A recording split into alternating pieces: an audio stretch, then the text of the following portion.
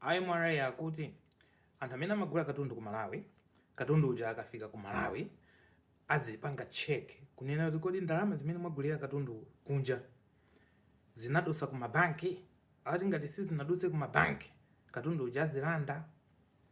Izizi akuti akufuna kuthana ndi chani, ndi black market, chifukwa choti anthu ambiri amene amagula katundu makamaka ku China kunoko amagula ndalama zakunja pa black market, anga si ku mabanki ndalama kulibe. Kodi ineyo maganizo anga pa nkhani ndotani?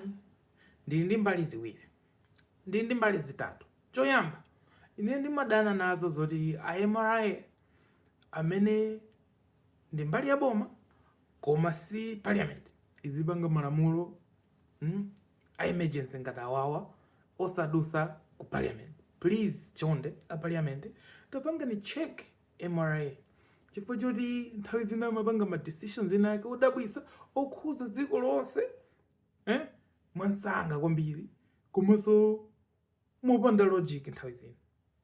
Nde please IMRA si parliament, inde ali ndi mphamvu zopanga tinthu tinati koma samathamange kwambiri ndi kupanga malamulo. Please ndi committee yanji ku parliament ku check that. Cha number 2 ndi chakuti ndigwirizana nazo zimene apangazo, chifukwa choti anthu amene amaoda katundu ku China kunoko nthawi zina amanyanya amwene. Anthu akamaliza aku Malawi kwe ndikufuna kugula mapegi ku Malawi, mipando yeniyeni yachani ya matabwa anthu kugula ku China forex. Mamba timagalimoto timamila tichani forex, galimoto imodzi cha $2,500 $2,500 ni anthu akugula magalimoto ndi mboye akuononga forex ni anthu amene wo. Mamba komano kodi pali alternative, kodi pali njira ina?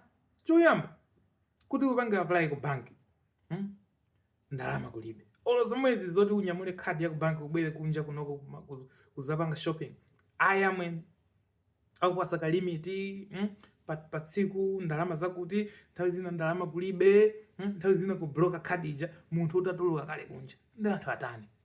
Mwamva? Kodi mapegi anthu amene akugula kunja, matewera anthu amene akugula kunja, mashirt anthu amene akugula kunja, mankhwala atsitsi, chilichonse chimene chimapangidwa mu factory chimachokera kunja. Kodi ku Malawiko alternative yake iliko? Mwamva? Ngati kulibe nde